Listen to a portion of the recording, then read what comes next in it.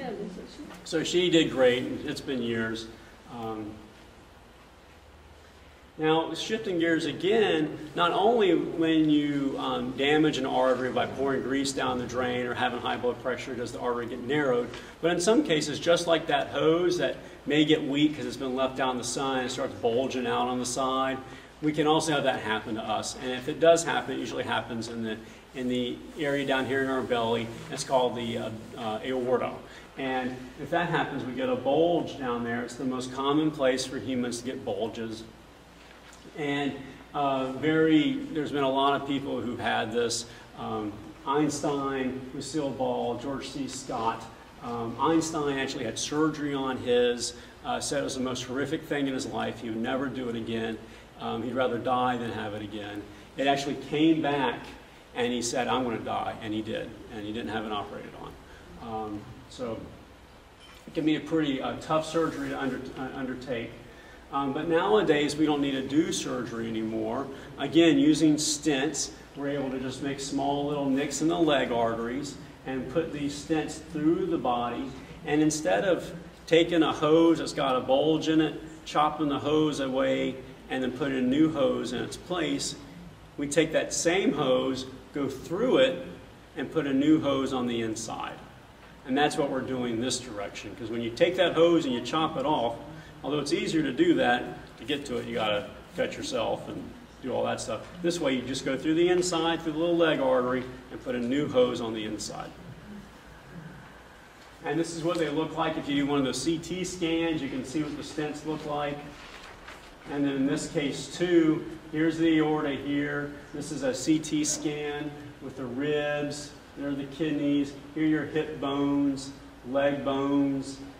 Here's the aorta there. And there's what a stent looks like. Looks almost just like the real artery. Hard to even make it out. But all this peripheral artery disease, the disease in your neck and your legs and your aneurysms, it's just the tip of the iceberg. Because what really happens underneath the water, if you have an artery the size of your pinky in your neck or your leg, if that can get blocked up, then most certainly an artery that's about the size of a pencil lead in your heart can get blocked up too. And that's where a heart attack happens. And that's why a heart doctor is talking to you tonight about leg artery blockages, because lots of patients who have blocked arteries in the neck and leg also have blocked arteries in the heart. And so it leads to a heart attack. Now, a heart attack, that's not playing either. Well, it's a really cool movie. I promise. What a heart attack is when one of these arteries here can't get enough blood to keep the heart moving. Now, when you're walking down the road and you have blockage in your leg, you just slow down a little bit if it starts hurting you.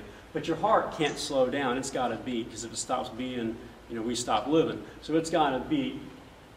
And so what happens is you have a blockage in here, and it leads to a heart attack down there. Now, what does a heart attack look like? This is a real case, a real patient that I worked on late at night.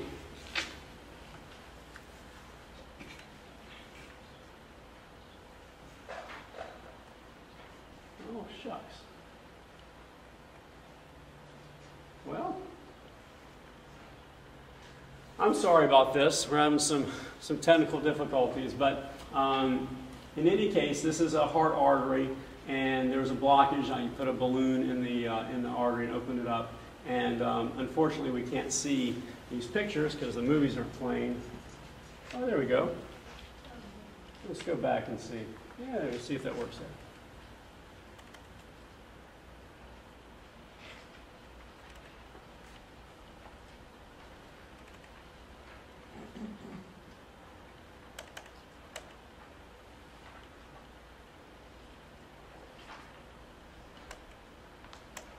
Well, the last one looks like it's going to work.